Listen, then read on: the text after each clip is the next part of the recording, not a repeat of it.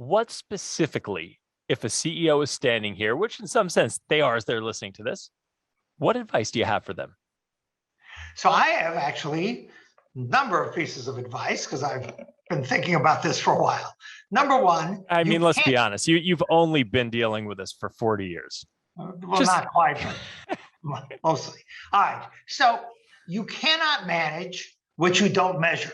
This is an aphorism in business. It's true.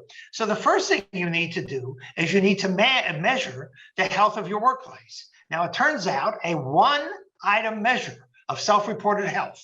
How good do you feel? Very bad to excellent. It turns out to have prospective, predictive value for people's morbidity and mortality. There are standardized measures of behavioral health. There are measures of the workplace elements that create ill health. So the first thing you need to do is you need to measure. The next thing you need to do is you need to hold people accountable.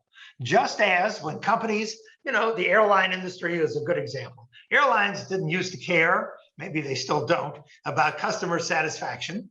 But when a company says, I'm interested in customer loyalty, customer engagement, customer satisfaction, the first thing they're going to do is they're going to measure it so they can see if interventions make it better or worse, to see how it's trending over time.